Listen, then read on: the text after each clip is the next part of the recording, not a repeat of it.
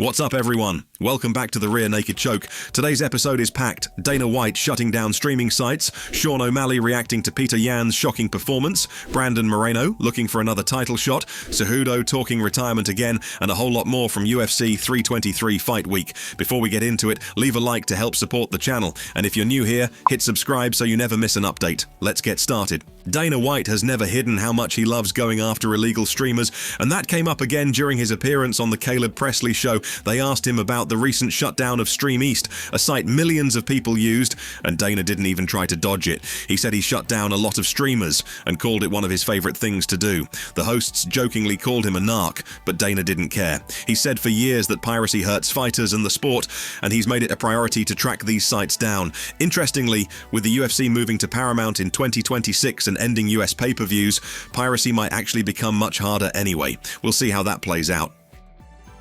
Let's move on to one of the biggest moments from UFC 323. Petr Yan snapped Merab Dvalishvili's 14-fight win streak, and he did it in a way nobody expected. He stuffed 27 takedown attempts and took Merab down 5 times. Shawn O'Malley was watching live on stream, and his reaction says it all. He literally stopped mid-sentence when Yan landed another takedown in the final seconds. He said it was one of the most impressive performances he's ever seen from Yan. Of course, he jokingly told Song Yadong to move aside because he wants Yan next, but that's not happening. O'Malley is locked in for January 24th. Still, a Yan versus O'Malley rematch down the line would be massive. Plenty of other fighters reacted too.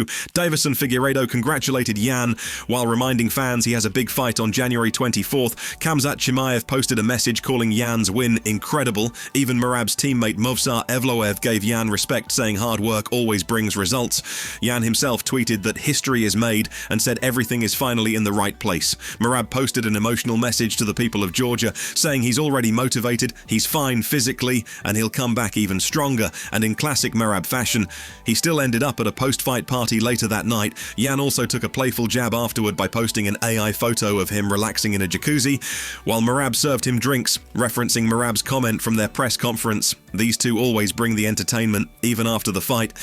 After UFC 323, we get one more card this weekend, then a 6-week break until the first Paramount event, but the UFC is still booking fights. They added a fun light heavyweight matchup, Jimmy Crute versus Dustin Jacoby. Crute has looked solid recently with a submission win in his last outing.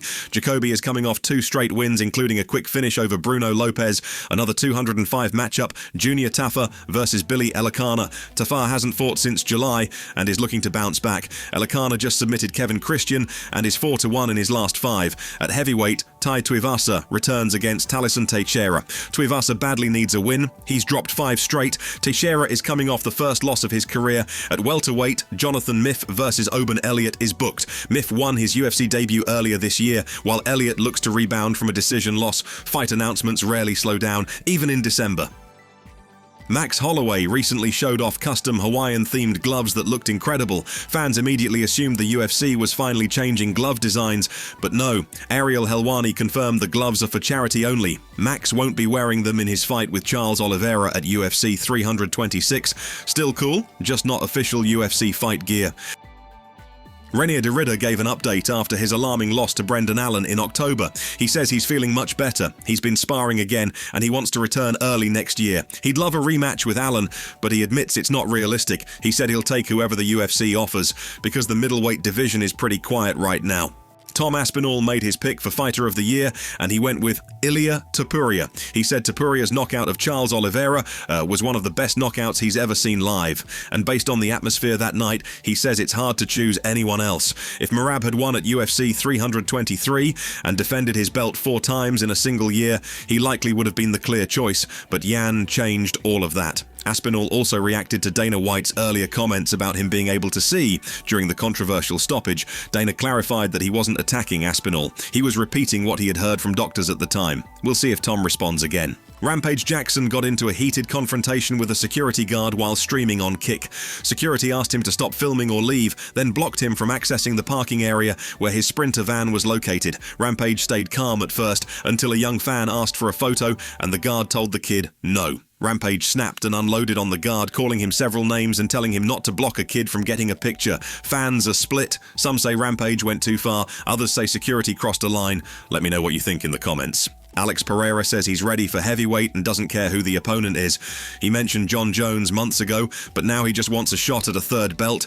He's been walking around above 225 pounds, and his team believes heavyweight is his future. There's talk of John Jones, Cyril Garner for an interim title, or Carlos Ulberg at 205. Pereira says he's waiting like everyone else, but he wants gold. In a new ESPN interview, Khamzat Chimaev said he wants one more fight at middleweight before moving up to heavyweight. When asked about Pereira, he didn't hold back. Everyone knows this guy is not my level. He said Pereira claimed the UFC didn't want to book that fight, but Chimaev called that nonsense. He says he's a bigger star and gets more views than Pereira just by posting on IG. He also fired back at Glover Teixeira for saying Chimaev could get it anywhere, telling him, "We don't need a hotel. Sign the contract." Khamzat never disappoints with the intensity. Before UFC 323, Jamahal Hill got into a verbal altercation with Joanna Jędrzejczyk.